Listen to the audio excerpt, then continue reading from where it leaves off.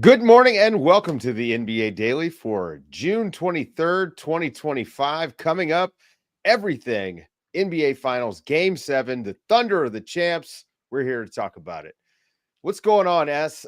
Big night Man. for us. The end Yeah. of our season, the end of the year. Congratulations to the Oklahoma City Thunder on Yep. finishing off one of the best team seasons in NBA history. They finished the season tied with the third most wins of all time. 84 wins on the season. Obviously 68 wins in the regular season, 16 to win the ring. Yep. Amazing run for them. They were the best team all year long. Mm-hmm. They were the favorites coming into the playoffs. They were the favorites coming into the finals. Nobody really expected it to go 7, but they finished the job.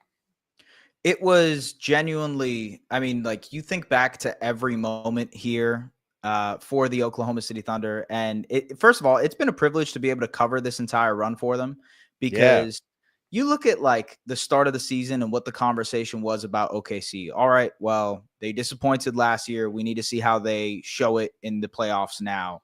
And they went through adversity in this postseason. Game 7 against Denver. How are they going to respond? They did. Got to the conference finals. Okay, can they take that step? Can they grow up? Their trio of SGA, J-Dub, and Chet Holmgren had a massive game to basically seal the deal in that victory and get them to the NBA Finals. Yeah. Even here in the NBA Finals, so much adversity, losing game 1 after being up by, 15 points at some point, being down 2-1 in the series, clawing back to be up 3-2 and not sealing the deal in game 6.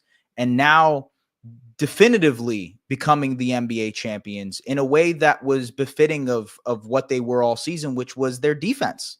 Their defense led the way in that second half. At some point, it was like Indiana had scored 20 points, to 42 for OKC in that. It was a 34-20 third quarter.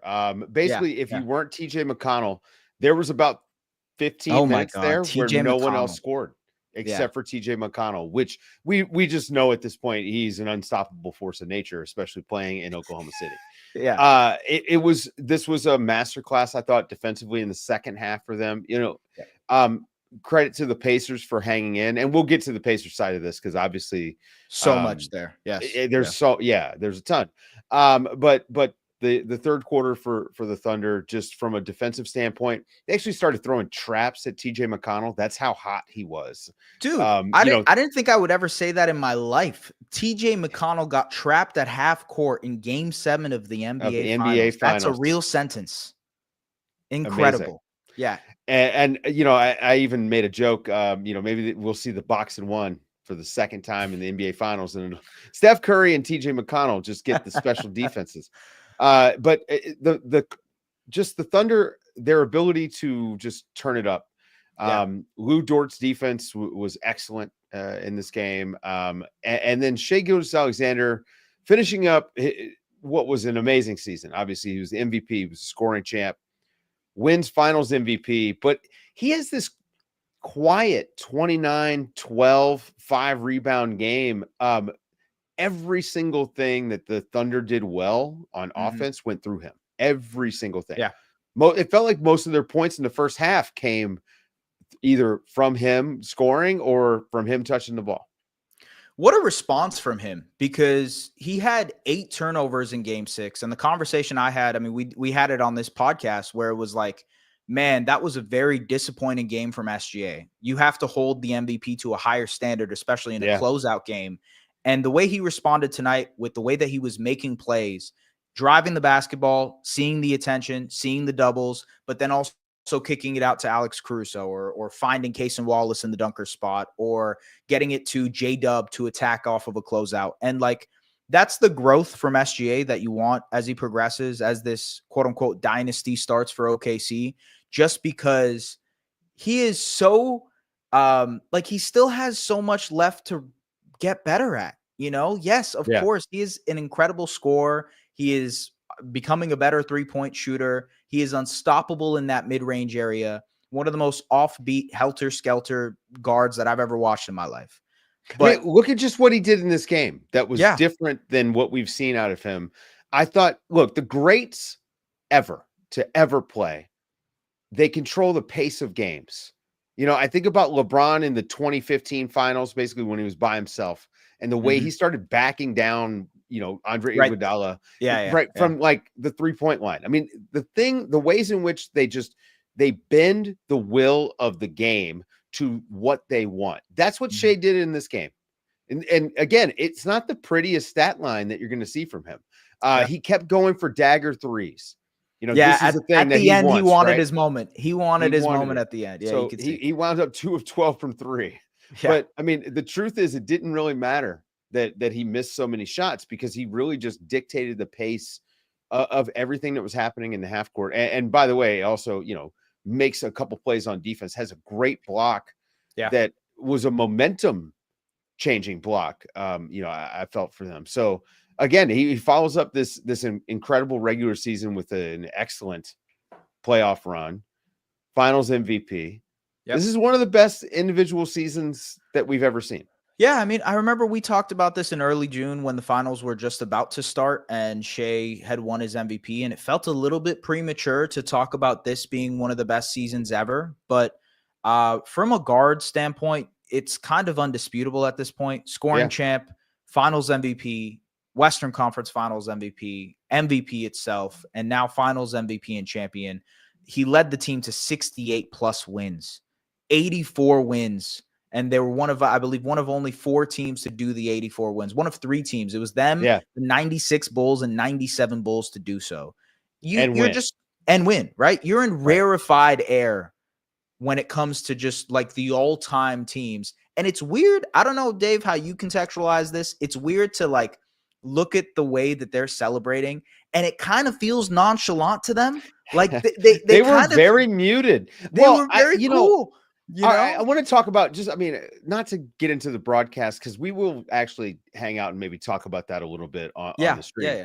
The broadcast was weird, but especially because it felt like the post game, I was watching 2 minutes of Pacers players looking sad. In the walking in the back, seeing Tyrese Halliburton, instead of watching the Thunder celebrating on the court. But I think they just weren't giving them anything. They really were very low key and chill. It was, they were ready for this. That right? surprised me. No, you know what? That surprised me. I thought it was sort of like we're going to hold it all in until we actually win the title. But this is them. They just are very cool, calm, and collected. Yeah. I saw Jalen Williams, kind of shedding tears there on the baseline, and Chet had a great moment with his family. But for the most part, you're like, wow, this is a very they kind of expected themselves to be here and win this championship. Maybe they're too young. Maybe it's like they're not jaded enough by the NBA. I mean, even Alex Caruso, this is his second ring. This is old hat for him. It's this guy's just a multi-time champion now. So I don't know. I don't know what it is, but obviously they're unflappable. I do want to hit some of the other guys, because you mentioned the other 2 of the big 3. J-Dub, had a bad first half, had a much better second half, but I think Chet is going to be the guy that stands out to me from Game 7.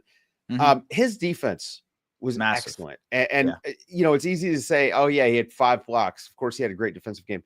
He was actually altering shots around the rim. This is one of those games where his motor just stands out so much to me. And he is a high motor player, but in particular, Game 7, this is the last game of the season. A lot of guys started looking tired, especially in that fourth quarter. And he just didn't, especially on the defensive end. We're always going to be able to nitpick his offense, because I don't think he's ever going to be a perfect player on that side. But man, the promise of what he could be defensively, I think we got a really big taste of that in Game 7. He probably would have won Defensive Player of the Year. It was either him or Victor Wembanyama if he didn't. If he had been healthy all year. If he had been healthy all year, he would have been an all defense level player. All of the conversations about who from OKC should we gift this Defensive Player of the Year award would have gone to Chet Holmgren, because that's how good of a defender he is. And that's that. Yes, he elevates the ceiling of this team defensively to a level where they honestly can kind of be better than they were this season, which is ridiculous to think about, because they missed him for such an extended amount of time. You talked about the 5 block shots. The deterred shots was massive. I also thought he just looked more comfortable offensively. He hit that three, which I thought was huge. He's been struggling with that throughout the finals. The other aspect I think offensively that's cool with him is like you can see in parts of this series, the game slowed down for him where he was hitting that like short mid-range shot. He would grab it in the post and not feel rushed. And I think those are the evolutionary steps he needs to take next season to eventually become an all-star and then all NBA player. But yeah, Chet was awesome. And I think from J-Dub's perspective, I'm curious what your thoughts are, but the way that J-Dub handled game 4 and game 5 for this Thunder team, you kind of allow him. I think the game plan changed for Indiana too, where they're like, hey, we need to shut down the drives. And that's why Pascal Siakam switched out onto him. Pascal did a great job on J-Dub.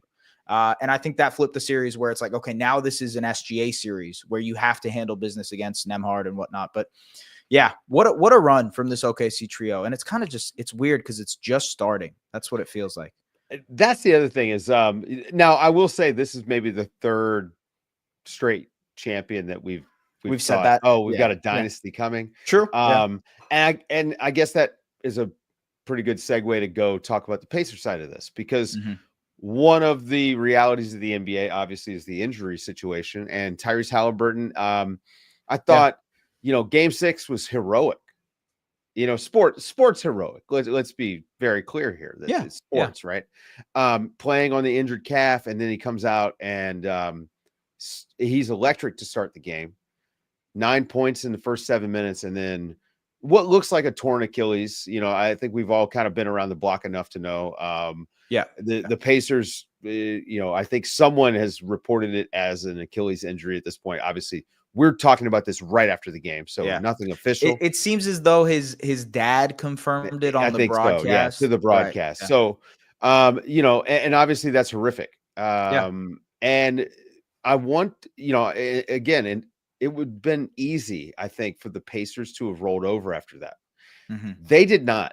They had a lead at halftime. I mean, this team, again, this is one of the most resilient NBA teams in my memory. I just can't remember a team that so many times I would count them out, and yet they still had some juice right down to, they get it to 10 with 3 minutes left in the fourth quarter. I mean, this team just never quit.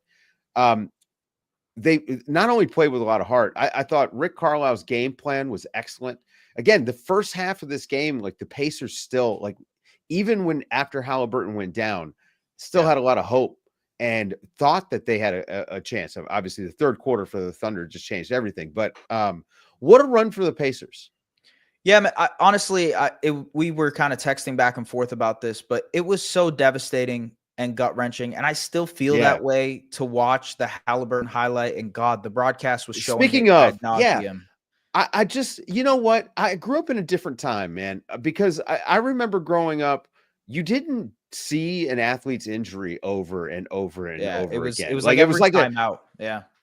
And it felt gratuitous for whatever reason. And whether it's a social media driven thing, I have no idea what it is, but it's kind of gross. I hope that goes away from sports, man. Like, I've worked with a lot of athletes in my lifetime. And like anyone who watches the sports, like we have a connection to these guys. I don't want to watch them in agony. I think it's disgusting.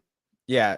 And aside, but it was, that was, like, we already had a mar on this amazing game 7, and it just felt like a constant reminder throughout the night that I need to keep thinking about it. I honestly, I agree with you wholeheartedly on the broadcast side of things. To the injury itself, it sucked the life out of the game for the rest of the quarter and rest of the half. Truthfully, I don't know how the Pacers had the wherewithal to stay in this, and but truthfully, it's because they're the Pacers and they've been doing this basically all year.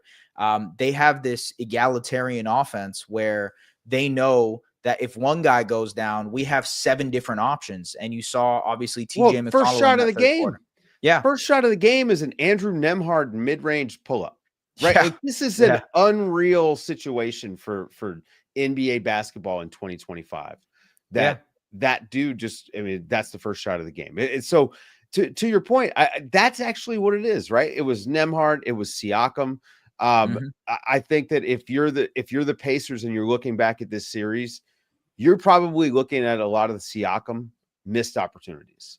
Not that So, Siakam missed them, but but that there they was a missed lack of, Siakam. yes, there was a lack of aggressiveness in making sure that Yeah. whether it was played, and again, I know Rick Carlisle doesn't love to call plays, but Mhm. there needed to be an emphasis, I thought, on making sure that Siakam got more touches. I mean, there were times where it was, 3 minutes of game time, he's out there and the Yeah. ball didn't find him.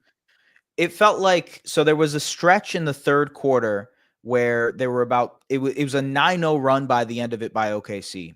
And in that 9-0 run, Pascal Siakam did not touch the ball. A couple of times he had gotten the switch in the post. They were looking at a post entry. Ben Mathurin couldn't get it to him. TJ McConnell couldn't get it to him. Pascal subbed out. And then it was the TJ McConnell show where he went off. And, we were kind of texting back and forth. And I'm like, man, I actually think this is the stretch of the game where they lost it. This is the moment. And yeah, Sergey right here is talking to us about the exact same thing. There were 7 minutes when they were getting pummeled and Siakam was on the bench. And that is unequivocally the time where the Pacers lost the game. That was absolutely what it was. I think you look back at next season, or you look forward at next season for this Pacers team, and you say, well, how do we look at a year where we're probably not going to have Tyrese Halliburton for the entire year?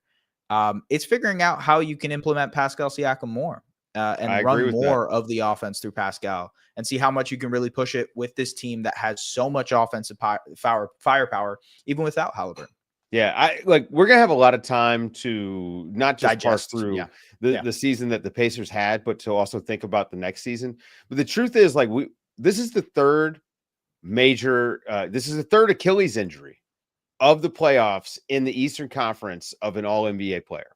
Yeah. Right. So Damian Lillard, Jason Tatum, and now presumably Tyrese Halliburton. All of them on that negative step, by the way. Every single one of them look the exact same way. That's always what it is. Yeah.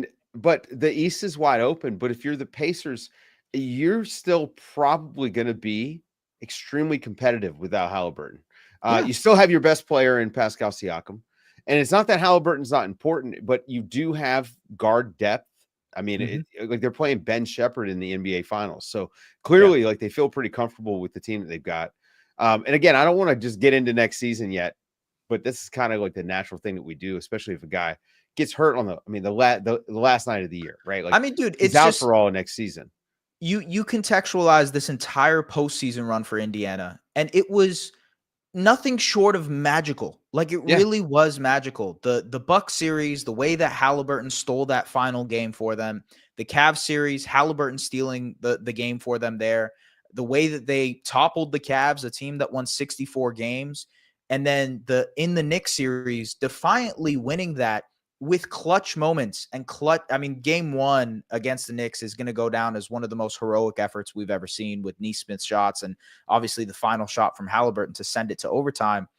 They had moments. Every NBA fan who was a witness to this Pacers run will forever remember this Indiana Pacers team. And that's got to count for something, because to your point earlier, they are absolutely going to be known as the most resilient playoff team we've ever watched. Because it's just, how do they keep getting away with this is what I was saying in Game 6. And I still feel that way. This is just, it really is a testament to how great this team is, even though they don't win a championship in the end. One of the funnier things that happened in the pregame, in Oklahoma City, they were doing the vinyl wraps on the buses for the championship parade. This is not a task. I don't know if you didn't come out to bite them. Yeah, it didn't bite them, but it was very funny. Okay, so it takes a while to do this kind of vinyl wrap, and I mean, even on a small vehicle, I think it takes a while. But you imagine a bus probably takes a few days. I don't know when they're going to do the championship parade, but somebody leaked the bus, the championship parade bus, and it got to Rick Carlisle, and it was my single.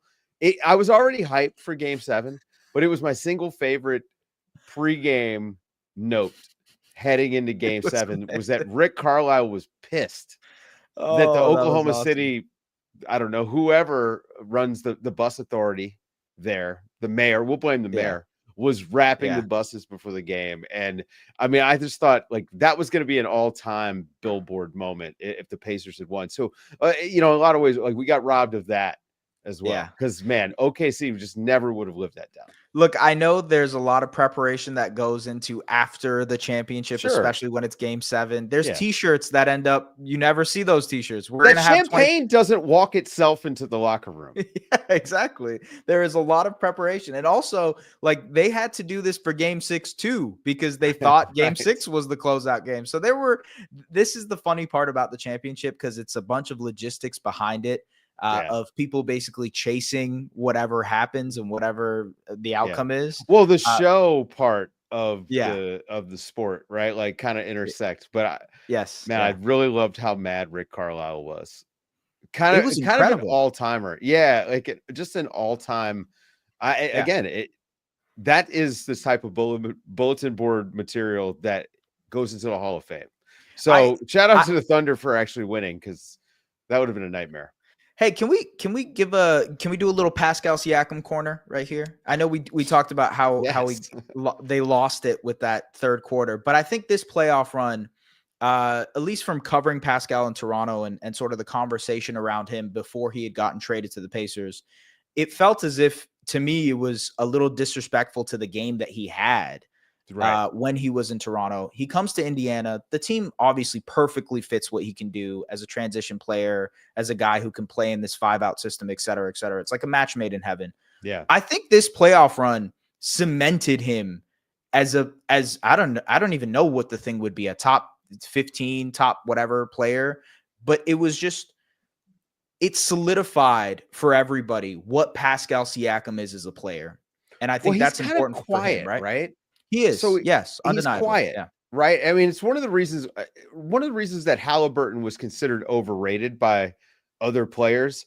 Not only did he get a lot of media attention, but also like he talks when a microphone's in his face, like he talks. Yeah, he lets Pascal. I mean, what's like the most famous Pascal Siakam quote that you can think of? I don't know if it's a quote, but the Thundertaker thing was the only thing that happened. Yeah, right. Yeah, right. Yeah. And that was so random, right? Yeah. I just he's an under the radar kind of guy, and those guys are going to get overlooked. Yeah. And whenever a guy gets a chance to go on a run like he's been on, and the two-way run, that's the thing that people are picking up on with Pascal, is not just like, he's not like a 28 a night guy. No, he's a 22, 8, 2 blocks, a steal, 4 or 5 assists.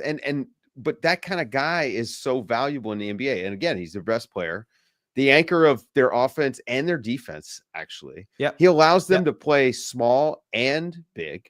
Yeah, because of his ability to stretch the floor. I mean, he is an unheralded player because, again, he's just kind of quiet. What he did in this series, where he flipped the script on Jalen Williams for game 4 and game 5, J-Dub was getting downhill consistently. In game 6, they basically said, nah, let's switch Pascal onto J-Dub. He's not getting, and I think that's why J-Dub struggled in this game too. It's because Pascal was the primary defender on him. The amount of like defensive plays that Pascal had in this series was massive. I've brought up the stat about how, they are 11 points better on defense with him on the floor, which is in the 99th percentile. That was throughout the regular season.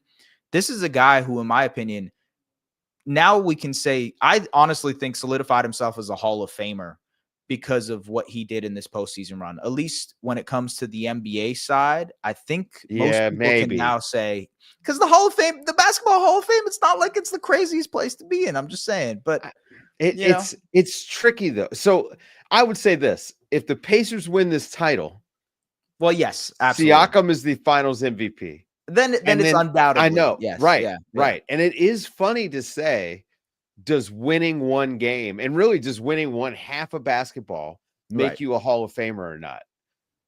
But that's kind of the great thing about, like, if you're going to have a Hall of Fame debate, though, that's where I'd like to delineate, actually. Yeah. I mean, look, NBA champion, 3-time All-Star, 2-time All-NBA. That's not enough, etc. That's great. I don't know. That's the Hall of Very Good. That's not the. I mean, the Hall. Come on, of Mitch Fame, Richmond is in the Hall of Fame. You know what I mean? And he shouldn't be. I mean, like if we're getting late at night after Game 7, the season's over. You're gonna get hot take, Dave. It's not even a hot take. Mitch Richmond should not be in a Hall of Fame. He's not good enough. Yeah, No. fair enough. Fair Is enough. Robert Horry in the Hall of Fame? Robert Horry's a winner. At least I feel like Robert Horry has a claim. He's right. got yeah. We want to reward winning. Yeah. Okay, so speaking of winning, the Thunder win the first title in franchise history. Yep. Unbelievably didn't win one, right, with the KD Russ group ever. Yeah. Kind of makes up for that, I would say. Very funny that Kevin Durant gets traded on the day the Oklahoma City same day that they win the title. You know, if you funny. guys didn't catch it, Zena and I and S was there for a few, but we did an emergency pod on the KD trade and try to hit it from all angles. It is odd that there was a huge trade the day of Game 7. Yeah. I don't think that should be possible. Synergy there. Yeah, it's not great synergy. I'm trying to imagine if the Super Bowl happened and, like, I don't know, Tom Brady was traded, you know, if he wasn't in the Super Bowl, right? Like, it's just it's kind of weird. Mm-hmm. What do you think about this Thunder team going forward? I mean, it just feels like this is they have low-hanging fruit. Even a 68-win champion has low-hanging fruit on the vine. It's hard to think about this Thunder team and how dominant they were and not remember that they missed Chet for such a long amount of time in this regular season. Yeah. That Hartenstein was out for a very long time. And even though the Hartenstein-Chet minutes were great, they didn't see a lot of them. I think by the end of the regular season, it was only like 300 minutes of those two playing together. Obviously, they played in the playoffs, but for the most part, they didn't get like an extended run of their double big lineup to see how it looked. I think that's somewhere that you look at and say, okay, how can we incorporate Chet more often? How can we get those guys going more frequently? Also, I think they can be a better shooting team, finding better shooters to, kind of include and add into this rotation. Obviously, they have the Isaiah Joes and Aaron Wiggins of the world, and Alex Caruso hit a ton of big shots in this game, and Cason Wallace did too. But for the most part, like, this was actually bizarre for this era in the sense that they were not a high frequency three-point shooting team. They did not make a lot of threes in this finals run. They did at home, didn't do it as much on the road. So that's probably the low-hanging fruit, is like finding better shooters to surround your core. But the sky is the limit for this Thunder team, man. Like, they still have everything. They start next season. Yeah, they start next season as the favorites again. And I think that's completely fair given where they're at and how dominant they look this season. I wonder, like, this was a 1 seed last year. They get sent home in the second round. They make a huge addition in Alex Caruso and Isaiah Hartenstein. I wonder if there isn't a chance for them to add another guy. This like who? Who are you thinking? I don't know. See, this is the thing though. But they have all this flexibility. They have Isaiah Joe on this good, easy, tradable contract, and he's a guy that I think he might help other teams more than he helps them. Fair. Just their style of play. They have all this flexibility. I mean, you're the champs. Don't rest on your laurels. Mm-hmm. Like double down on what you have. Yeah. Right. Could they not go out and maybe make an offer for one of these guys that's, going to be available? Like, we know a bunch of movement this summer. Like the second apron is a real scary thing for a lot of teams. So how do you feel about, like, I don't want to call this a marginal move because it would require them getting decently up there in salary, like a Cam Johnson, 3-and-D guy, obviously knocks down his shots, can play within their system, good defender. It doesn't make he's not too expensive. He's like $20-ish million a year. They can probably kind of cobble that up to get to that number. I don't know. The other thing is it keeps your competitors from getting Cam Johnson too. True. That is true. Yeah. I mean, the other thing is they also like really believe in Nikola Topic, and I know he's a guy they want to incorporate, and they also have AJ Mitchell, who they really like. So it's like, he got finals minutes. He did get finals minutes. Yeah. Are they just going to run with them again? And yeah, I don't know. The world is their oyster. I've seen a lot of people make the joke that this is like a 2K franchise. Every player is young, right? Like, they've kind of hit every trade. They had a great draft, a couple drafts ago where they get two. Their second and third best player, basically. Although I would say Alex Caruso was their third best player, especially during the playoff run. I agree. You mentioned Alex Caruso hitting a bunch of shots.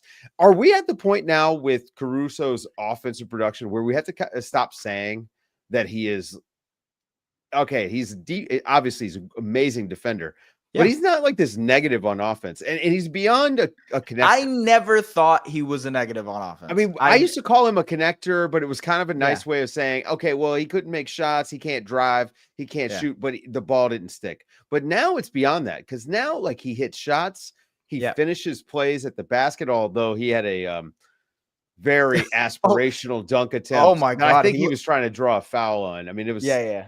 He looked I like he was doing like a LeBron James tomahawk. Well, he was getting cooked by TJ McConnell, and his head, he was like, I gotta just show him who Alex Caruso is. But I think it is time to maybe shift the conversation about him a little bit. Like he literally he's a sixth starter for them. He starts the second half of a bunch of finals games for them. And I think he was their third best player. Yeah, I think so too. Yeah. I mean, you could have made the argument basically all through the NBA finals that Caruso was their third best player just because of how much Chet struggled. I also agree with you that I've always been on the train of like, he's a better offensive player than people give him credit for. In that last season with Chicago, he was basically like a 39% 3-point shooter. He was good off of the catch. He was knocking it down in the corners. And I was like, man, this is a guy who can really give them some nice juice offensively. On top of the fact that like he is an excellent screener. I know that's something people don't really care about, but from a guard, he's an excellent screener. Look who's here. It's Zena Keita. Hello, Zena. Zena was on the Valkyries broadcast tonight, so we wasn't sure if we were going to get you. How about that? How about that game? Tough. It's crazy because my producer in the Bay is a diehard Pacers fan, and I'm not even gonna lie. Like even my energy was low tonight on TV. Like I felt it. Like I think we were all kind of like drained by how that all started because the Valkyries game. I was physically sick to my stomach, Zena. Yeah, it like I didn't see it. He got hurt. So I didn't see it. I saw the like notifications right as I wrapped my show, and I was like, "Wait, what?" And I texted you guys, and I was like, "Tyrese got hurt," and my sister, who does not watch sports like that, but she was watching this game, was like, "Oh no!" Like I think she called him Ty Hal or something. I was like, "Sweetie." Not his nickname, but yes. She's like, I think he got hurt. She was so sad about it. And I knew that there was going to be a million clips of it and I did not want to see it. And so I basically asked her, like, describe it for me. Like, what happened? And she's like, well, he went down and he just starts crying and he starts like hitting the floor. It was devastating to watch. Yeah. So I ended up later on during the Valkyries game, someone had posted it and I saw him like the agony that went across his face. And my energy is still low. I mean, I felt like, I don't know. I wasn't going through the motions on that game. I mean, the Valkyries blew out the Sun by 20 points, but it just thinking about Tyrese Halliburton having to not only get to this point and go down in this way after the first quarter he was having, but then to think about all of next year is gone. Right? Like that's the estimate, right? And it's so frustrating. But yeah, our energy was down from producer all the way through the show. Injuries suck. I even told S, I mean, during the game, I was like, look, I'm not checked out, but man, it's hard not to feel checked out. I mean, it was so weird to watch because he knew instantly. You saw the replay, and as soon as it happened, you could tell by the reaction that he had. He's like, yeah, this is exactly what it is. And we saw the replay over and over and over and over. I saw that people were saying that like they just kept replaying it. The actual injury or just like his face? Because the only thing I saw, the whole thing, mainly the entire, the entire. Okay. And you know, it's funny. They do that. If I could just take it off the negative of the injury, I will say this: for all the talk about ratings, and we're not going to even look at these ratings, by the way, because I don't care. Doesn't matter. I will tell you that I have never in the almost 10 years I've been doing this job during the finals gotten text messages from people I did not know like basketball and really don't. Thank you. Okay. Thank I you. will say Yep. that whatever hand wringing everyone did about, oh, there's the small markets, people won't care, no stars, it's boring. A game 7 is compelling. The series itself was compelling for 7 games. Even the games that were quote unquote blowouts were compelling in the way that they were blowouts. Like it had a lot to do with the context and watching the greater series.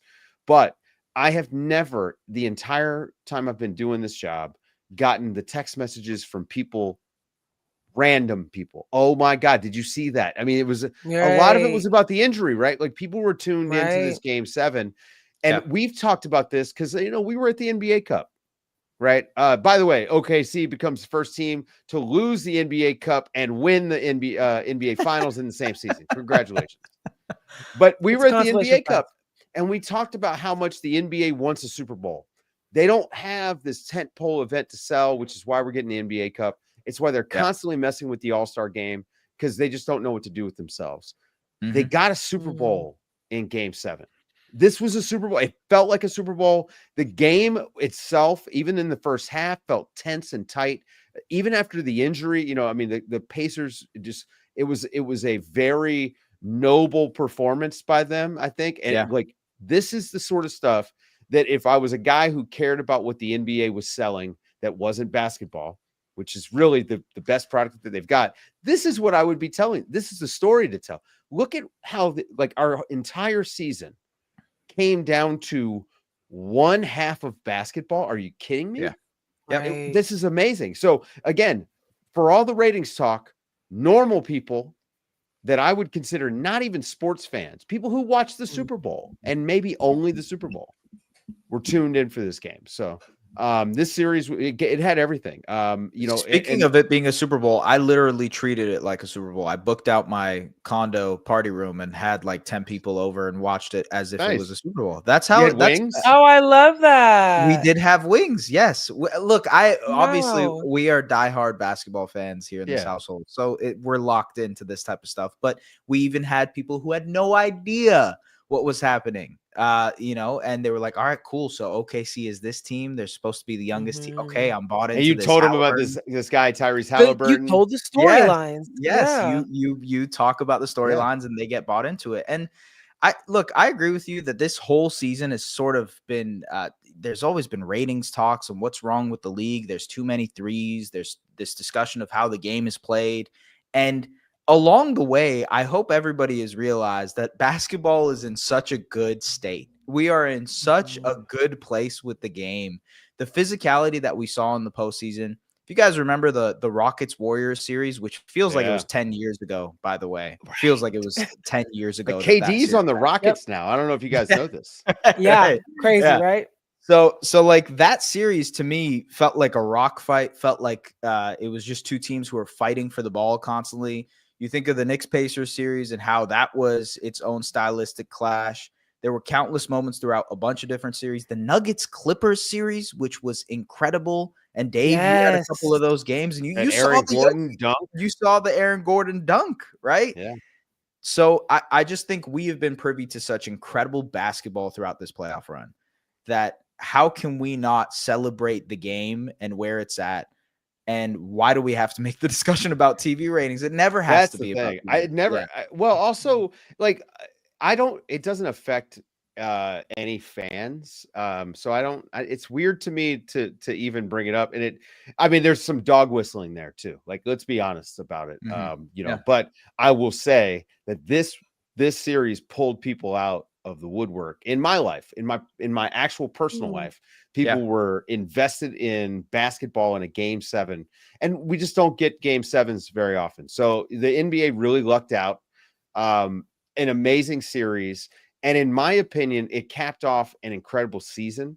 The people are scared. People that cover the NBA, I think, are a little bit scared of parity. This idea that like we don't know what happens, that's supposed to be more fun. I have fun when I don't like mystery is a good thing. If we get this war, like if the Thunder become a juggernaut and they win 3 straight, that third one, we're not going to feel the same way about Absolutely not. that we did about this one, Yeah. right? Look, And the so only that reason that last Warriors one felt really massive was because it felt like it was the last one, right? And it felt like Steph getting his Finals MVP. That intrigue level was much higher, right? Sorry, Sorry, I'm going to disagree with that. No, I'm just saying the inevitability is bad, actually, right? Yeah. Like this season was great. Like the going into every series and not really knowing, it was all going to be about matchups, which is really good for your sport. It's a good thing that when you have these two teams set up, especially like in this finals, when you think about the styles, the way that they contrasted were almost like you wrote a script to have them, the Pacers don't turn it over. The Thunder force you to turn the ball over. The Thunder can't really shoot it all that well. The Pacers shoot it pretty well. Yeah, script writers were cooking. Yes, absolutely. That's right. There's so much. I feel like the whole thing with what you're saying of like people don't like parody. I just want to really quickly touch on that point.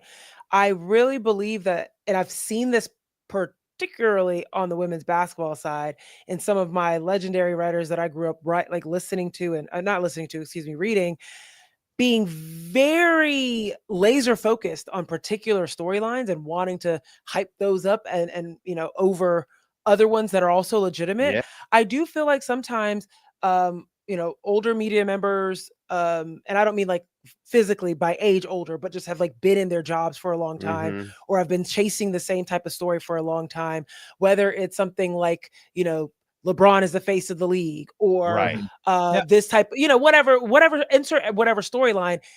It's uncomfortable to stray away from this mold that has worked for so long, and have to come up and reorient yourself to be like, oh wait, there could be a new face of the league. How do I restart or reshape or completely blow up this narrative that I've been saying for so long and have built so much equity into?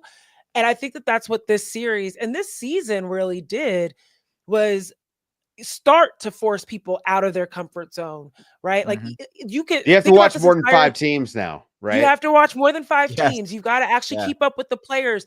Like I think if anything, you can't watch solitaire like this, but it was also like, I think it really started at the Luka Doncic LeBron trade, where that blew up a lot of people's concepts of what the league should be or should act like. I still can't believe that happened. Oh my God. Right. And so I think that was kind of like a marker to be like, okay, it's not even just parody. It's just that these old narratives of the NBA are getting blown up. There are new characters, there are new storylines, there are new molds and all the different things that you can, propagate up, and we'll see who actually does the work to figure them out and start telling the stories properly. Yeah, what's the league that the NBA, in my opinion, has always wanted? In order to know the story of what's happening in the league, you actually have to watch as many teams as possible. It is just what it is, right? And a lot of it is you can watch the stars, because the basketball is more of a star-driven sport than, say, football. But it rewards you in a different way for following the entire league. Whereas like baseball, if you're a Yankees fan and you only watch the Yankees, you see so much baseball, and you kind of have a good sense of what everything is. The NBA, it's impossible. Think about how many people did not see the Pacers coming, and they were the best team in the East from January. You know what I mean? It's just, it's hard. It's a different thing. But I think this finals should maybe attune people more to, hey, you know what? Absolutely. I should check out the Pacers. Maybe, honestly, maybe the TV partners will say, hey, maybe we got to get the Pacers on national TV. Maybe we got to get more, you know what I mean? Like, find a way to highlight some of these good teams that aren't just in LA or New York, as much as we love LA and New York.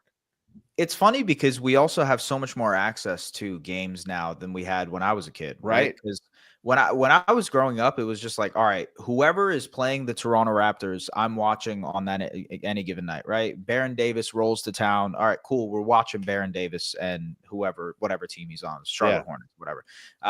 That's sort of the way that you digested and kind of consumed the league. Now you can watch all of these games. You can go on League Pass if you'd like. You can watch the highlights on YouTube. You can go on TikTok and find 400,000 different types of videos. And that's why, honestly, the face of the league conversation always falls short now, because there's so much choice. You have an abundance. You can choose who is your face. TJ McConnell's the face of the league, depending on who you're talking to right now, right? Yeah, I mean, man.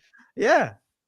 He's the king of his castle. What a Yeah. player. Oh my goodness. I can't believe the run that he was on. Zena, I don't know if you saw it, but like in that third quarter, he had a very TJ McConnell type of run where he scored 12 straight points for the Pacers. And it was just like, all right, I guess TJ McConnell was going to win this game for Indiana. It was incredible. It's really funny. Pre-game, I was listening a little bit to, I think it was, it had to be the ESPN like countdown, et cetera. And I think it was Bob Myers that made the great point of it being a game that's going to come down to the X factors or role player. That's what he said. It's going to be a role player type of a game. And I think he like mentioned a few names like Kyrie Irving or whatever. Like he mentioned a few names, but in this series, he mentioned it could be Aaron Nesmith. He mentioned it could be a Miles Turner. He mentioned all these people. And I was like, TJ, you're missing TJ. Yeah. It was like the one person he didn't name. He's just like us. Until like later on. Right. It wasn't until the later on that he actually remembered to mention TJ McConnell is the guy you're thinking of right now that could change all of this. They're calling TJ McConnell Jerry West Jr. in the chat. Nice. And I mean, honestly, like when you watch that jumper, the way that he was pulling up over Hartenstein, right? Like he kind of looks like the logo. I'm not gonna lie, guys, go look up Jerry West highlights. It Honestly, kind of like looks his similar. jumper. That little like Clyde Drexler kick of the knees. Yes. It's very the little release at the top too. That's incredible. Hey, just a quick note. Fred Katz, our good friend Fred Katz, actually tweeted this. Isaiah Hartenstein said that the Thunder didn't pop champagne in the locker room because other than Alex Caruso, no one else knew how to pop champagne on the team. That's how young they are. That is how young this team is. Literally. We're face palming that one. They're too young to know how to open champagne. There's a video. They've left all the champagne. Well, hey, by the way, guys, we're are you kidding? We are hoping to get Andrew Schlecht here on the stream from the locker room. We're hoping. We're trying to work on that. So bear with us. It should be pretty tame in there. Yeah, like everyone's gonna be sober. Okay, we got to do something for these kids. Can we get who can we send need some Martinelli. to Oklahoma City? Can we get Dennis Rodman? We need Martinelli's. A 10-day contract next season. Martinelli's get the apple juice going. Hey, no, guys, no. We need. They need a little bit of a bad boy edge. We got to get someone in there. Dylan Brooks just got traded. Let's just send him. Although I think he's too square off the court. Can we get someone that's got a little bit of edge to him? Yeah, Court of Gold. Let us know. Like Dylan Brooks is actually. Yeah, pretty stand up. All like, these guys, clean. I know all these guys are too into basketball. We were talking about this. Champagne. It's just Zena. We were talking about this, but like the way that OKC celebrated the championship, you were just like, oh, it feels like they've been there before. Like they didn't have any like it wasn't this massive overjoy moment where they just exploded. They were happy. Yeah, they were happy. Yeah, yes. I saw some clips of like tears, right? I saw Jalen Williams on the bench, like tearing up, etc. Yeah. But you know what? Honestly, I prefer that because I prefer that over the kind of forced reaction sometimes that we see out of players. Anything is possible. It did. Here's a good point. Hate that. Sooner Magic said it was relief. That's fair. Yeah. I prefer you just like let whatever else is out rather than trying to like force some like clippable moment that you hope will play in NBA lore 20 years from now. I feel like you're talking about no one here went and recreated. No, I'm not. What are we talking about?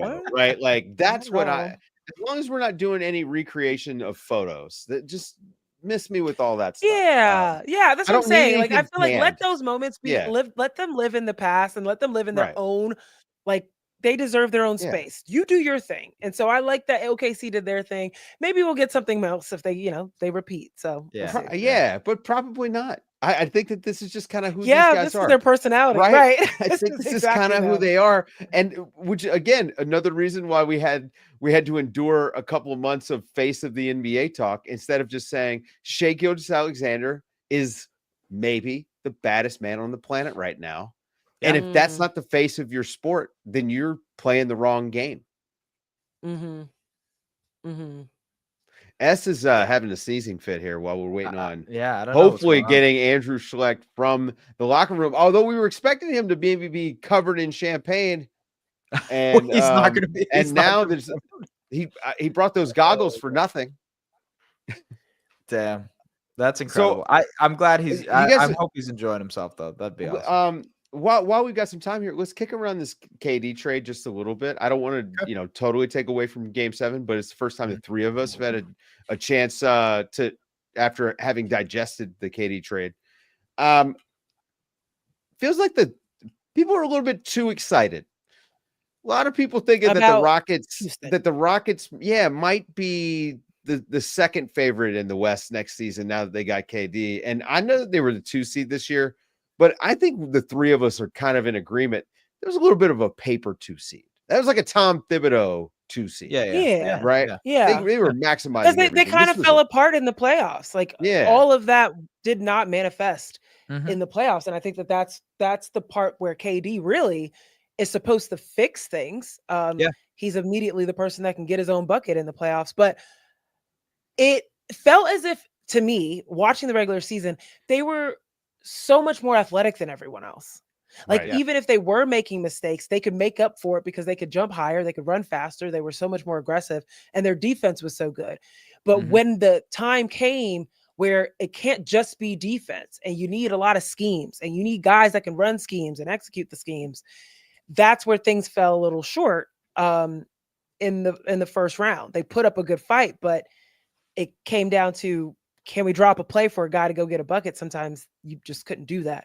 So, that's why I think the regular season looked a lot different than when somebody has 7 opportunities to go up against you.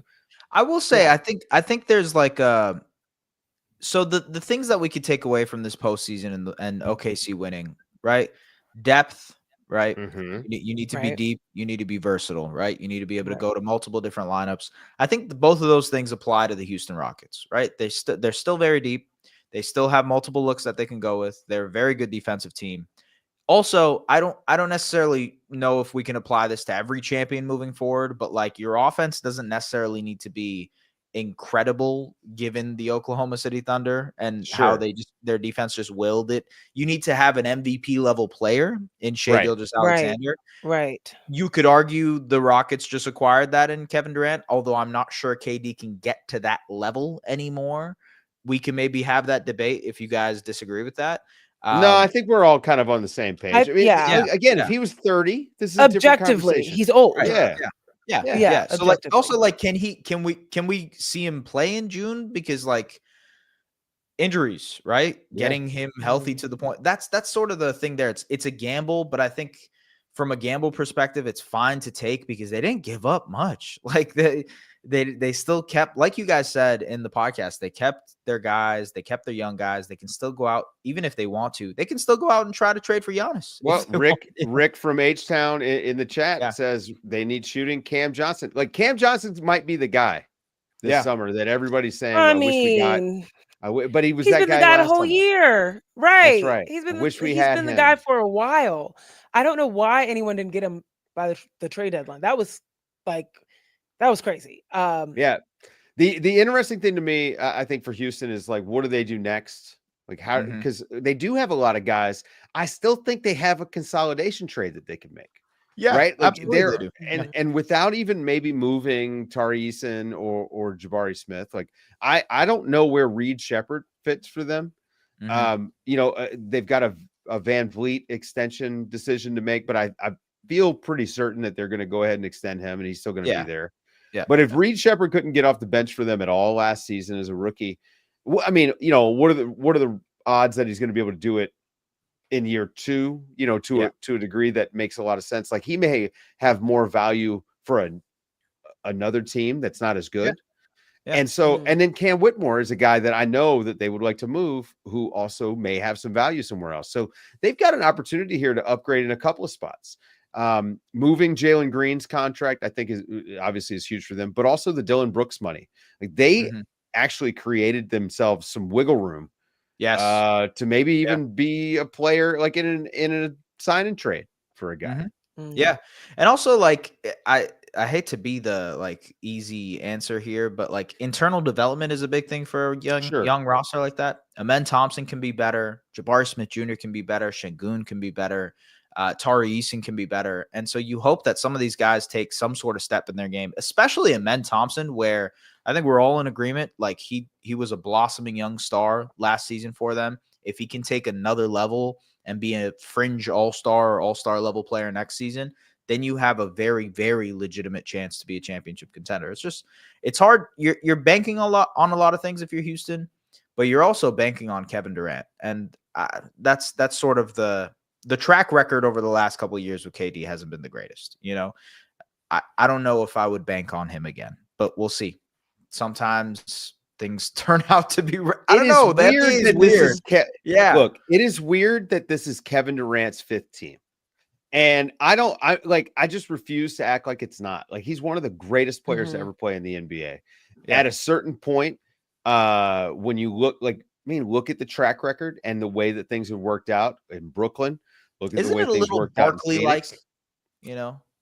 I mean, at this point, Barkley, I would say this, by the time Barkley left Phoenix, and I'm tapping into my memory here. It's not like I wasn't covering the NBA, but he was downhill in a different way than KD. KD is still a top 10 player, I think, right? Like it's funny to say, but it still feels like he's a top 10 player. Whereas by the time Barkley was going to Houston and chasing rings, like he didn't feel like that guy. Yeah. So I do think it's slightly different. It is also strange that KD is his age and still a top 10 player. I mean, I think that that's part of why we all like there's the value sort of gap. I think there's the gap between what I think he ought to be worth and what he winds up being worth to a team. But if you look at what Houston did, I think that they did a good bit of business. They get off of a contract that they didn't necessarily want to have. They didn't have to give up a whole lot. Like that 10 pick, is it really all that valuable in this draft, S? No, not really, because the inflection point is really 8. After 8, you're kind of it's flat. Yeah. So they don't give up a whole lot, and you get Kevin Durant, and if it works out, it's great. If it doesn't, it's short term. Yeah. Look, for Phoenix also, like I don't know how you like the next thing is going to be Devin Booker. I'm sorry if there are any Suns fans watching this that are hoping. I don't know how we're not already there. It's just delaying the inevitable. Yeah. I'm sorry. We've been saying this for a minute though.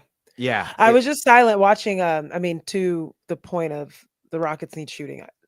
Kevin Durant shot 43% from 3 last year. He's a great shooter. Yes, absolutely. Yeah. I mean, that might answer your question about, shooting, but then, I'm looking at the Phoenix Suns. That to me is the team that now has a little bit too many people that think they can shoot. And that can shoot relatively, but they don't have a big wing that can do that. And nobody can defend, other than Dylan Brooks. Yeah. Dylan Brooks is their only guy on the team that could defend. Ryan Dunn and right. Yeah. But the new coach will need to play them. That's going to be important. Yeah, we're going to find some time on the floor. So we'll see. That team's a mess.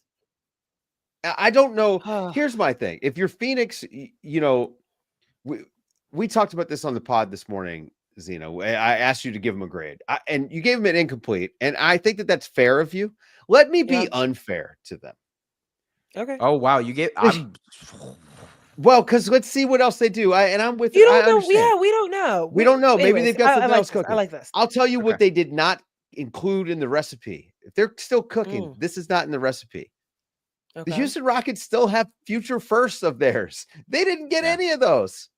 Yeah. They do not control their draft future. And this is what is going to keep them from trading Devin Booker until it's too late.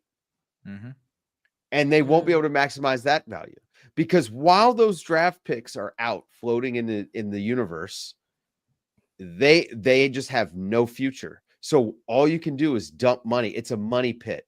I have an old Volkswagen van that's a camper, okay? And I will tell you now, at this point, I have sunk enough money in it that it is no longer a money pit, just costs money. But at first, I mean, this old thing, it's like a boat pretty much, but it's an old car. Money pit. You just have to accept it, chalk it up. You say, you know what? This is an old car. It has no future. I just got to sink this money into it and hope for the best. And it worked out for me. It is not going to work out for the Phoenix Suns.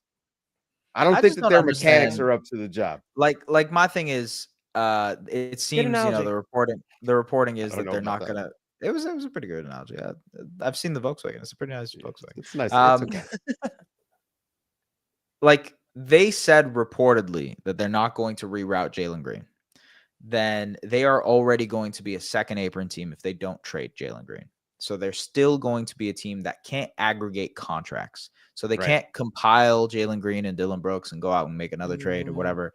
So they are stuck. And the Bradley Beal situation has a no trade clause. You can't just move Bradley Beal. I love that he has just become a situation in and of himself. He is minding his business and just causing this man biggest best job in the NBA right now. People talk about being a third string quarterback. Forget that. Bradley Beal is making max money. Like he's making star money. Living in Arizona, doing his thing. In a great weather situation during the basketball season when it's cold and nasty everywhere else. Doesn't have to play in April, guys. He's got a long vacation. It's amazing. He can golf. His family. He can golf for and I ain't mad at him. I ain't mad at him. He and his agent did a phenomenal job in DC. Yes. I don't know how, but they did the damn thing and getting that no trade clause. And now, I mean, I get it. Like his teammates that are like allegedly frustrated with him throughout the season where he was like, there was the reports of him just like laughing or finding, being light about their terrible, dire situation. I get that. But at the end of the day, we know how these corporations will take advantage of you. That's right. Yes. And kudos to him being like, I don't care. I did what I was supposed to do. And playing in a way that y'all gave me this no trade clause, you traded for me. Yeah. I didn't ask. You traded for me. You knew what came with this. What's funny about that?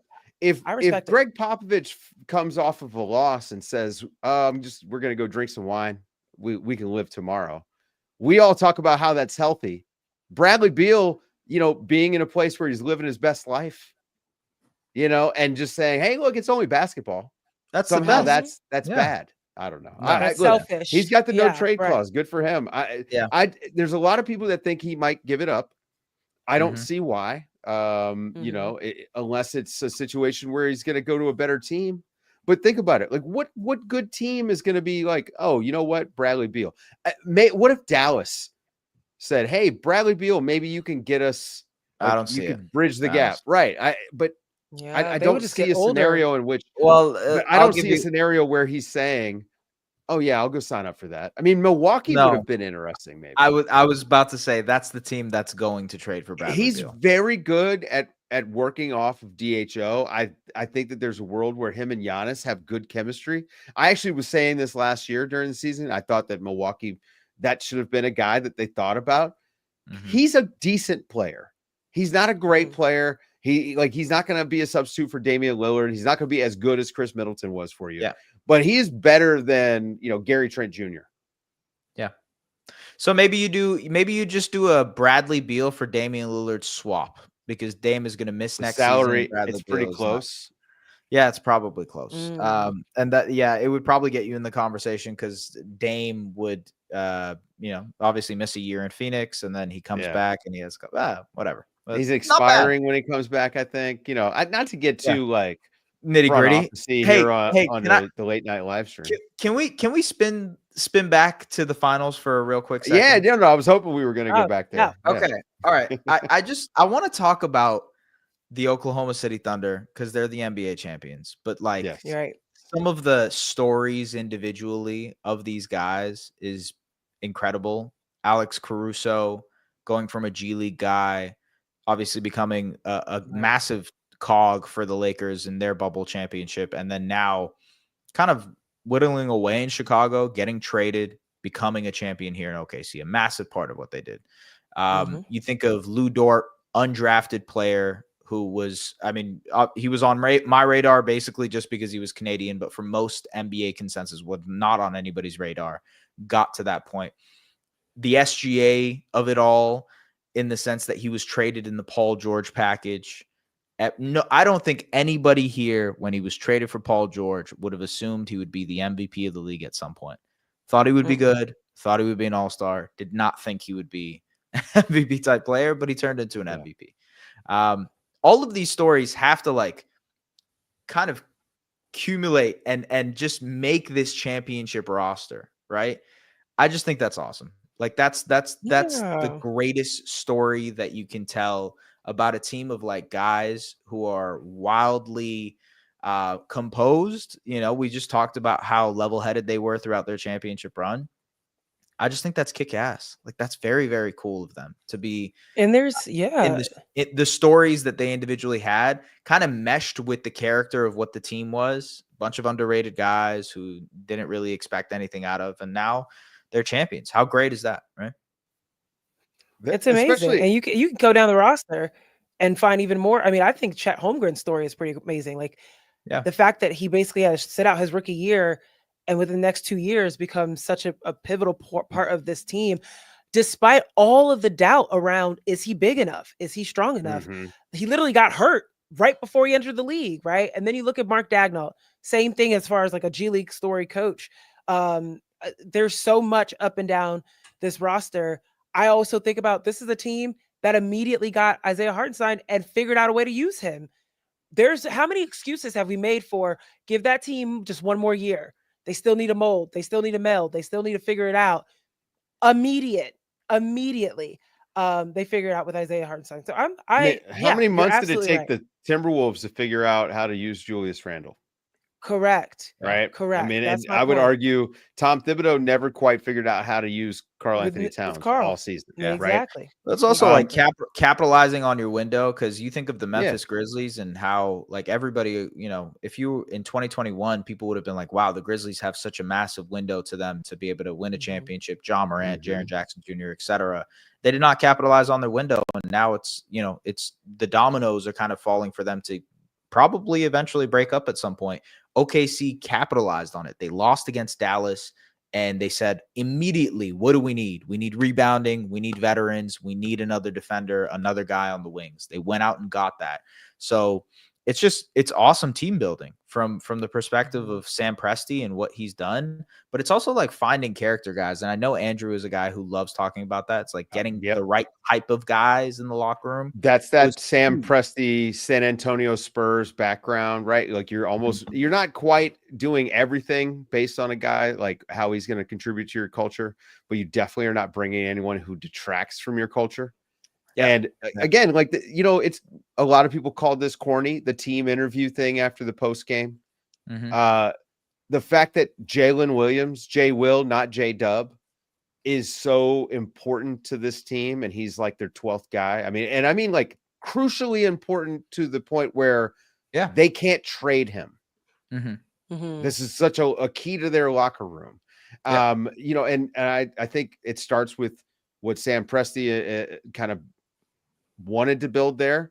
They hired the right coach in Mark Daigneault, who has proven to just be excellent at his job, and also another guy who seemed kind of bored by winning the title. I'm not going to lie. Like he obviously was happy, but he just wasn't too high about it. It just seems like this is where they wanted to be. Not quite Spock, but not Spock. Like they are like very analytical. These guys are super serious.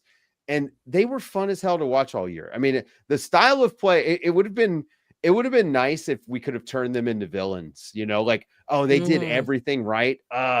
Darn. But they're also fun to watch. Yeah. Well, they don't spam anything. Like there is going to be a what if conversation that people will have because of the Halliburton injury. Right.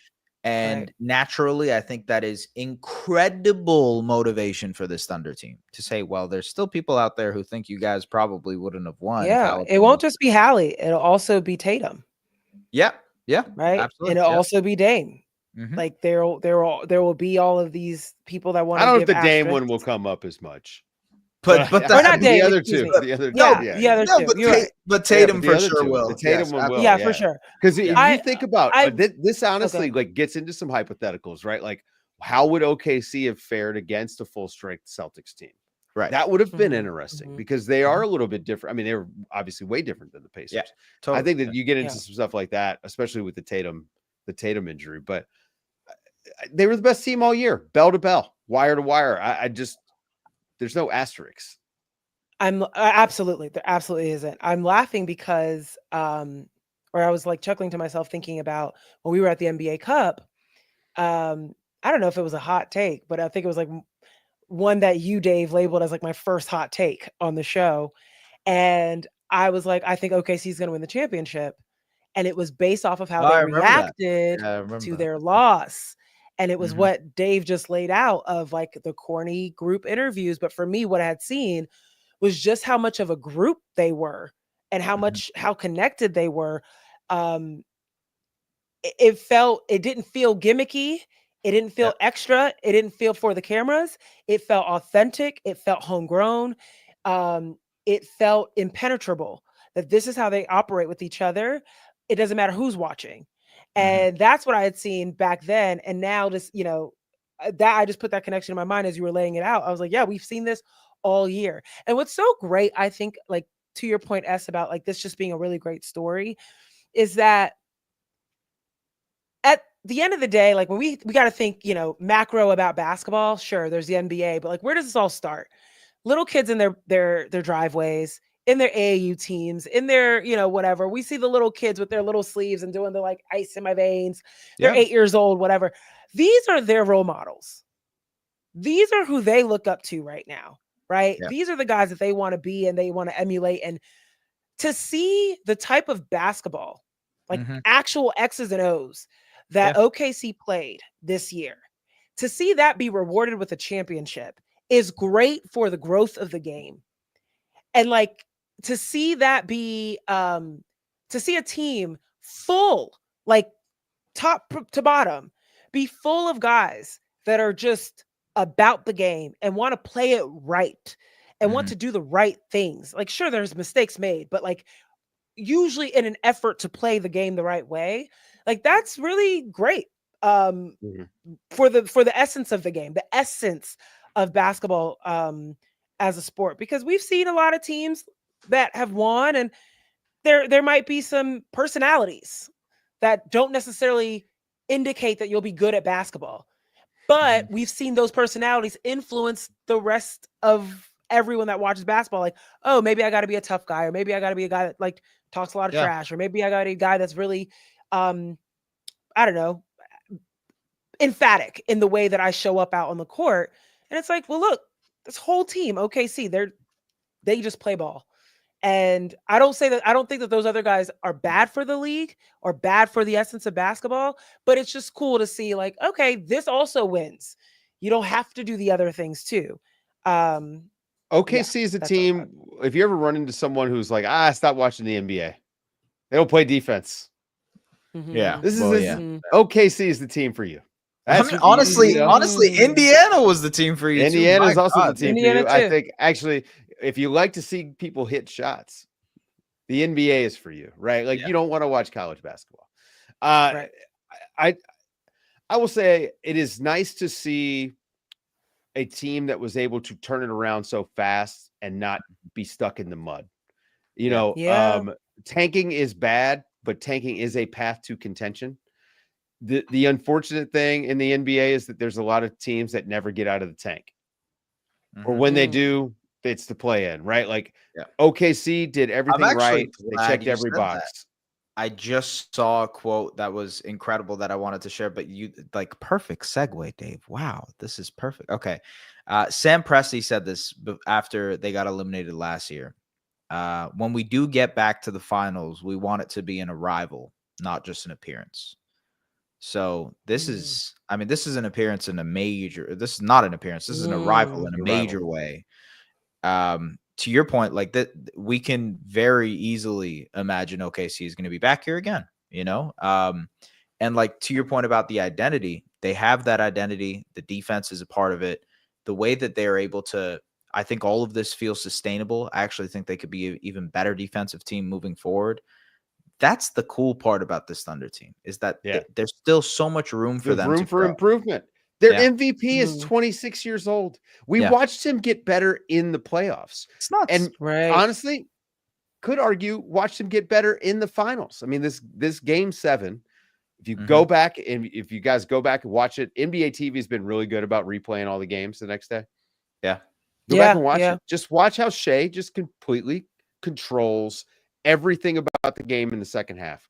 Just the entire pace of their half court offensive flow. The guy, he's seeing the game differently and slower now. Like he was already the MVP, and I swear in the last 10 weeks he leveled up. I mean, he took a little bit of a step. I mean, the playmaking. That's what I mean. Huge. Like, and that's the trick, right? Like if you think about Jokic, you think about Giannis. The thing that has set them apart and gotten them into this other, echelon of player that is above where Shea is, and maybe not now, but the thing that it has risen, them out of that other tier of top guys is all that playmaking. It's the fact that they can get you a triple double every single night, legitimately. And Shea's not going to be there maybe with the rebounding, but he offers enough in the stocks department with the steals and blocks that he's still filling the stat sheet. But the playmaking that he showed when the Pacers were adjusting everything to turn his water off, he was making every read properly. It was an amazing game. What did he finish with? 1 turnover in the game? Yeah, I think so. Yeah. Just incredible. I mean, 12 assists, 1 turnover game in an NBA Finals game 7. Yeah, he was one of only 3 players to ever have 25, 5, and 10 in game 7 of the NBA Finals. It was him, Walt Frazier, Jerry West. So that's, rarefied air, right? And if you ask him, he'd be like, yeah, it's like cool. It's like all the other, it's kind of like the other ones. I mean, he literally was totally asking fine about those type of accolades, and he's kind of like, it is cool, but I mean, now he has a championship, so maybe he can relish in it, and be able to reflect on it. But in the moment as he was just, I don't even know anymore. Stacking these up. I don't even know. As he was stacking them up, he was like, it's cool, but I want a ring kind of thing, Yeah. So hopefully he gets to enjoy them now. Guys, I think we're probably just going to wrap this up. We're trying to catch up with Andrew shortly. We know that he's not drunk in the locker room because I just saw the photo, and apparently none of the beers are open. Barely any of the champagne is open. They did crack into some of the champagne eventually. The Thunder, these kids just want to go take a nap. I think they're just tired. They're ready to hang out. They're tired. Right. But before we get out of here, you guys got any closing thoughts? We're gonna unpack this season for the next few weeks. But any closing thoughts here on the finals, on the playoffs, on the season in general? Honestly, a big shout out to both of you. It has been a pleasure to be able to watch and enjoy this season with both of you guys. It's been very, very fun to chat and honestly to learn the intricacies of how you guys both watch basketball. And it's very cool to be able to watch this whole season with you guys. I think it's genuinely been a memorable season for me. So yeah, shout out to both of y'all. That's all I got. Yeah. Appreciate that. I agree. Yeah. I agree. I love the fact that when I was watching the games this year, I had a designated group chat that I could go to with all my thoughts. Yes, sir. And they were always met with some sort of feedback. I always learn something something new. But yeah, I also shout out to everyone and anyone that supported us this season. Absolutely. And watched and subscribed and did all the things and partook in our conversations and felt like we were friends. We appreciate you guys watching it. And then shout out to the NBA for giving us a wonderful season to talk about. Yes. There couldn't have been a better year for us to launch a show like this. So really, really fun. to be able all around just to be able to do this. I mean, look, I'll just echo those sentiments. This show was, I don't know, we put it together last year and we weren't sure how it was going to go. Tons of fun, great time. Obviously, Zena, S, Andrew, Alex, you know, these are, I find you guys to be so much fun and just joyful people to be around. Makes me happy to show up to work every night. And plus, like, I'm very lucky to do such a fun thing for a living. So yeah, thanks to you guys. Thanks to all the people behind the scenes at The Athletic. Absolutely. Cassius Fleming, Tim McMaster, Jesse I'm Burton. dying. Wait, Dave, wait. Did you see that Andrew just said he wants to join? Oh, okay, Andrew's coming. Look at that. We were out. Okay. Never mind. All right, we're still on the stream. Andrew. We were doing the curtain call. We were really like the music was playing. Literally, the Oscar music was on. That's hilarious. Perfect timing, Andrew. So we're gonna get Andrew. We're gonna get Andrew on the show. Let me do a little bit of production behind the scenes. I could hear the Oscar music. Yep. I am dead. This is what I get for streaming with no producer, guys. This is wonderful. I can't wait. Hold on. Let me just. And here comes the producer that would usually be on. So I know. All right, let's see if I can get him this link. I appreciate everyone hanging out in the stream while we do all this stuff on our phones. Yeah. Hey, for the people who are on the stream right now, how about you guys give us like your favorite moment from the actually that's a great curious. That's a great call, S. I'm curious what people what did you connect with in the playoffs? I mean, TJ McConnell being able to do what he did in the finals, I feel like was such a anytime a bench guy does something in the playoffs and can do it consistently, it feels like that becomes a real like touch point for everyone. But it does feel like we hit peak TJ McConnell in the last 2 weeks. He came alive. And it was like the consistent message was, if you don't know why TJ McConnell has found a way to stay in the league for as long as he has, here is why. Here is example. I hope other like small guards just figure out a way to play like TJ McConnell. You know, that's how you survive in the NBA, because he's not a shooter. Ladies and gentlemen, or lady and gentlemen, the Podfather is in the house. Andy Pods, Andrew Schlecht. Andrew, are you hair gonna is get a intact? Ring? Wow. Look at that hair. I mean, it's perfect. Look at that. Oh man, what's up, guys? How is it out there? I heard that no one knew how to open champagne. We're still, I feel like we're still kind of waiting for the party to start a little bit. I don't know. It's hard to know what to do or how to feel about this. This is never. I feel like, I mean, look at my camera. I don't even know what I'm doing. I know your camera has your camera definitely has been in the champagne.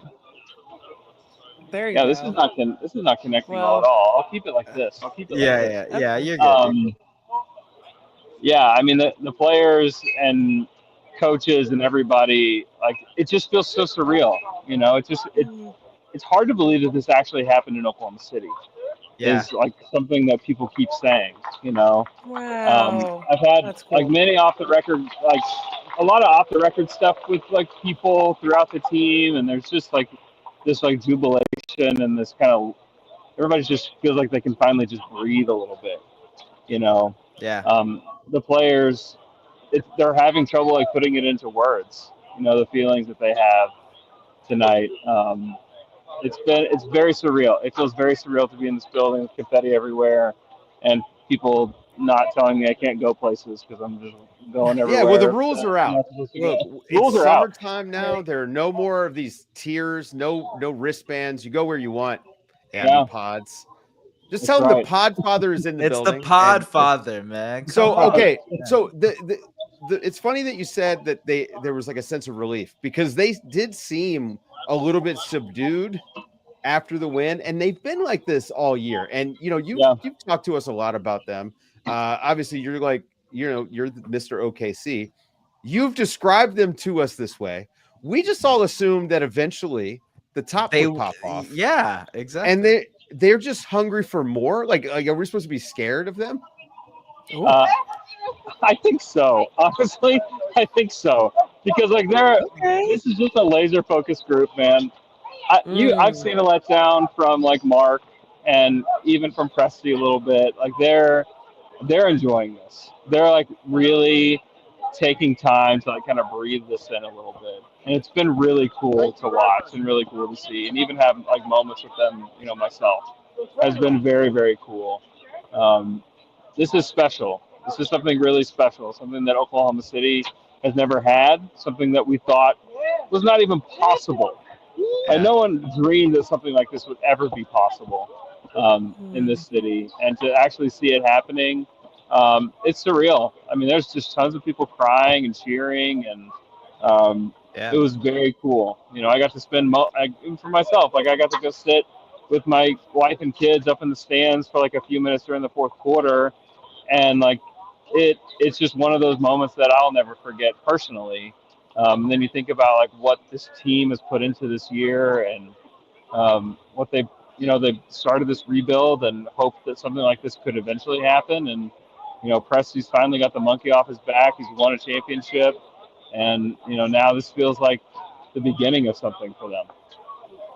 Hey, Andrew, I know you kind of talked about it just now, like how gratifying it is for you personally, but you've watched this team lose in high stakes moments, not this specific version, but like different versions of this OKC team, for them to finally win a championship, man, and be historic in the sense that they are the 68 wins, the 84 wins, the second youngest team, all the different accolades. How does it feel for you personally to have watched this season of Thunder basketball? It doesn't feel real. Honestly, like I'm looking up right now and I'm seeing 2025 NBA champions there. I was walking through the locker room. J-Dub walks by me and he says, touch the trophy. And like I'm like reach out, touch the trophy. It's just like it just doesn't feel real, honestly. Honestly, when I think about it, I just have so much gratitude for moments like this. We got to get you on the parade bus. I know. Agree. Listen, Andrew, you tore an ACL. What I want to be doing during the parade is I want to have a down to dunk booth and have the guys come through. Yes, that's what I want. That'd be fun. That would be a lot of fun. Yeah, I just think back and I have so much gratitude. Like this city shouldn't have an NBA team, honestly. They shouldn't have one. But here we are, NBA champs, with executive, like the best executive in the NBA, a great ownership group, the MVP, the Finals MVP, the scoring champ. It's surreal. I was talking to Jay Will a little bit ago, and he said, the fact that I can joke around with Shea the same way that I joke around with the guys in the G League, like means so much to me. He's like, he's just one of the guys. And he said he's literally an NBA legend, and the guy is just the same as everybody else. And so I thought that was a pretty cool quote. There was this really cool moment on the podium where obviously SGA wins the Finals MVP, and he's like, this is not only my Finals MVP, this is also J-Dub's. And he just fully gives the Finals MVP trophy to J-Dub and says, like, take it, go give it to everybody else. He does not want the attention. It was – I'm a little bit surprised by that, because I did think that would he would open up to the fact that he did have such a historic season, and this is – undoubtedly one of the best accolade seasons we've seen ever. But it's a testament to the type of player that SGA is. And I know you've covered him through trade rumors and, hey, are you happy in OKC? And now the dude is an NBA champion there, That's how teams like just stay together, is when you have like guys that have humility. It's like Steph Curry. Yep. Like, those guys will never leave Steph. They want to stick around with Steph as long as they can. I think Shea has a lot of that same DNA, that Steph has, where he is humble and he knows that he needs these other guys to win, and he wants to win so badly that he's willing to do stuff like that. J-Dub could have his own team. that's something that, like, if he wanted that, he could have it. But when you have the best player on the team, coming to you saying like, this is yours too. I mean, that's the kind of stuff that makes guys want to stay. You're not fighting over it. It's a whole team effort. And it's not just guys so want to it's stay; just- it's guys want to come. It's amazing kind of watching it all unfold. Like, I think they've done like everything from like a leadership standpoint. They've done it just how you'd want people to handle all of this. It's really cool to see them being rewarded, at the end of the day like this. Now that they won the title, how nervous were you when Busgate came out today and we got to see the decorated buses? I mean, that was. I would say that I don't know what's going on over here. That's not the players. I don't know who that is. Hopefully that's fun noise. I think it's like the business department, maybe. Okay. Anyways, yeah, they're definitely happy right now. They just sold all their season tickets. Yeah, baby. Merch. Apparently the parade is Tuesday. So again, before like, before the draft, really? Yeah, wow. they had time. So it's going to be Tuesday. And there you go. I think we might have lost Andrew. I'm not sure. Fair enough. I don't know. Maybe he's joined the business section. He was trying to avoid the Busgate conversation. He was. I mean, I'll let you guys in on a little secret here, just for the stream. I don't know if this will make the actual audio pod, but the NBA Daily Curse is something that we've been playing with all year because when we first started booking guests, it seemed that every time we would pre-book a guest, the team that they covered or the team we wanted to talk about would lose. Yeah. And so when we get to the playoffs, Andrew starts playing very coy about when he would let us know whether he was available post-game. And in the final, all of this is going to get cut.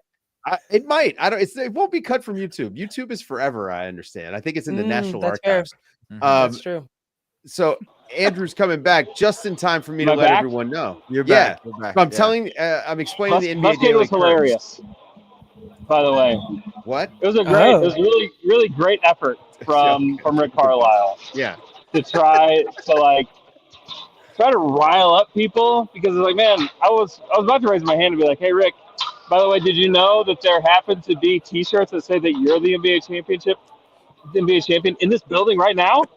It was a great move. I thought it was a Schrodinger's little T-shirt there. Yeah, a little desperate there for Rick, but I thought, you know what, you might as well try it. You might as well try to get pissed off about something. Yeah, nobody believes in him. Right. I loved that so much. Yeah. Andrew, I was filling everybody in on the way that you would wait to confirm your appearances on the NBA Daily. Especially, it got worse in the finals. Dude, it's real. But it's so today, real. No confirmation. He didn't even tell us. Yeah, today. No, I'm not talking to anybody. Nope, not talking to anybody. Game 7. You think I'm going to confirm anything? No jinxes.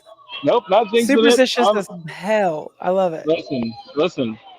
I mean, I've got the right socks on. I'm wearing the winning pants. This is the stuff you got to do. Yeah, we talk about sacrifice. It's not texting you guys about confirming you coming on the show. I'm wearing the right socks. That's that's why we see championship.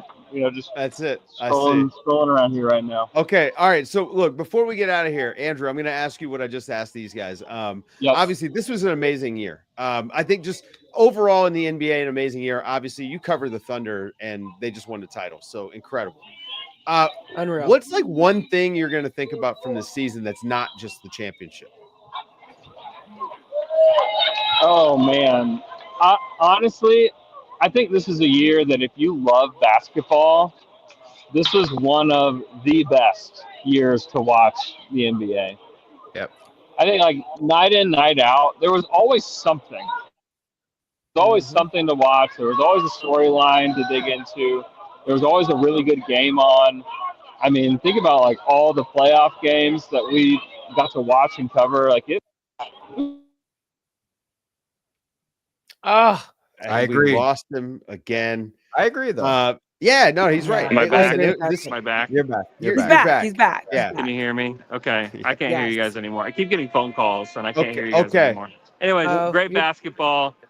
Very grateful Great for you three in particular. You guys Yeah. crushed it this year. We feel the same. It's a joy to be on a team with you guys. I sincerely think that you three are the best, and I'm grateful for you guys.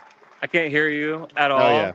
But We're grateful I for love you you guys. too. I'm We very love you, buddy. grateful for you. Grateful to Enjoy be the on night. Team NBA Daily. All right, go grab a bottle of champagne. I don't think anybody else is using it, so go and do that. Again, guys, I'm gonna wrap up the show. But for again, a lot of people behind the scenes. It's funny because it's a podcast, and you might not think how many people are involved in actually making this thing successful.